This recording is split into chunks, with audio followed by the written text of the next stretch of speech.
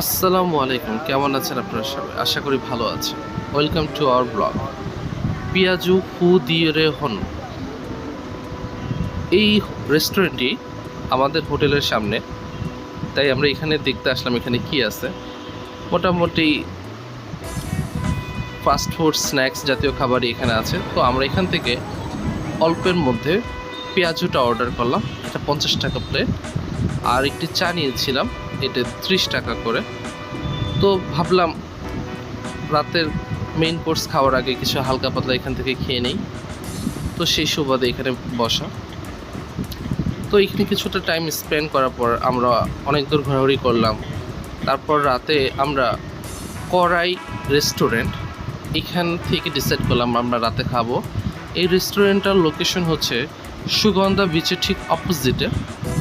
আমরা এখান থেকে তান্দুরি চিকেন, গ্রিল চিকেন আর শিক কাবাব, এই 3টা আইটেম অর্ডার করেছিলাম।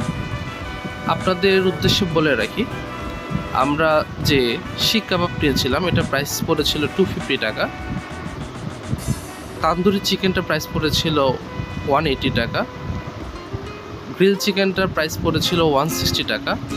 তার সাথে আমরা নান রুটি অর্ডার করেছিলাম, গার্লিক নান 65 টাকা করে। তো আমাদের খাবার ইতিমধ্যে চলে এসেছে।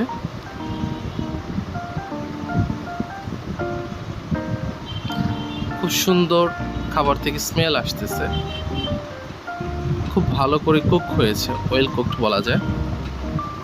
এখন চলেন আমরা খাবারটি ট্রাই করি। আগে আমি তান্দুরি চিকেনটা ট্রাই করে দিতেছি। বিসমিল্লাহ। তান্দুরি চিকেনটা খুব ভালোভাবে এখানে মশলাটা ফুটিয়ে তুলতে পেরেছে। তার সাথে সাথে স্কিনের পুরো অংশটা আমার সবসময় অলওয়েজ ভালো লাগে। নানের সাথে খেয়ে দেখি।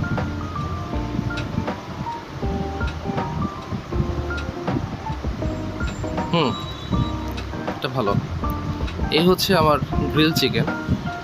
গ্রিল চিকেনটি সাইজ একটু ছোট হলো, কিন্তু এটা টেক্সচারটা খুব ভালো লাগতেছে। দেখেন উপরে একটু ধনেপাতার কুচি দিয়ে দিচ্ছে, আর স্কিনের পুরো অংশটা তার মধ্যে খুব সুন্দর সস ইউজ করেছে, দেখতে অনেক লোভনীয় লাগতেছে।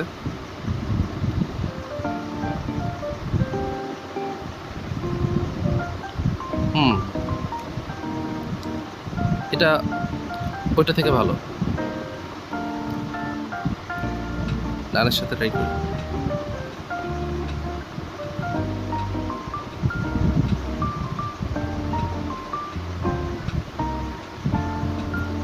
এই দুটার মধ্যে বলতে গেলে গ্রিল চিকেনটা ভালো লেগেছে বেশি তান্দুরিটার তুলনায়। এখন রেটিং দেওয়ার আগে শিক কাবাবটা একটু ট্রাই করে দেখি। এই হচ্ছে মোটামুটি 7-8 পিসের মতো মিট আছে এখানে। দেখুন খুব সুন্দর করে পোড়ানো হয়েছে মাংসটা। ওহো হো হো, এটা মুখে যেতে আমি পুরো বোল্ড আউট।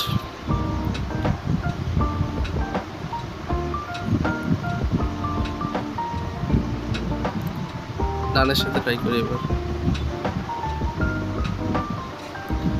আসলে শিক কাবাব নানের সাথে খান বা আপনি যেভাবে খান, this one is the best. যদি আমাকে কম্প্যারিজন করতে হয়, ওদের খাবার মোটামুটি সবই ভালো ছিল, বাট অ্যাজ এ গরু লাভার আগে আমি শিক কাবাব রাখবো, অ্যান্ড তারপরে প্রিফার করবো হচ্ছে গ্রিল চিকেনটা।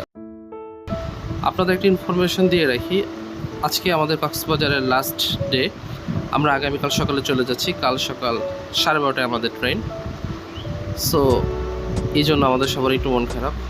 তো আমরা সকালবেলা চলে এসেছি বাংলাদেশের একমাত্র iconic station Cox's Bazar railway station.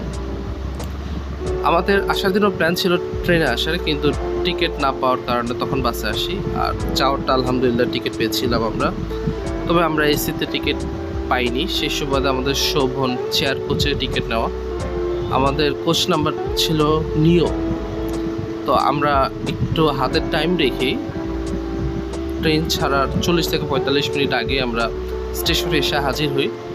আমরা যতটা ভিড় প্রত্যাশিত করেছিলাম ঠিক ততটা ভিড় ছিল না, খুব ইজিলিভাবে আমরা আমাদের বগি পর্যন্ত যেতে পেরেছি। এই যে আমরা আমাদের চেয়ারে বসেছি। চেয়ারটি আলহামদুলিল্লাহ ভালো, তবে আর একটু বড় হলে ভালো হতো।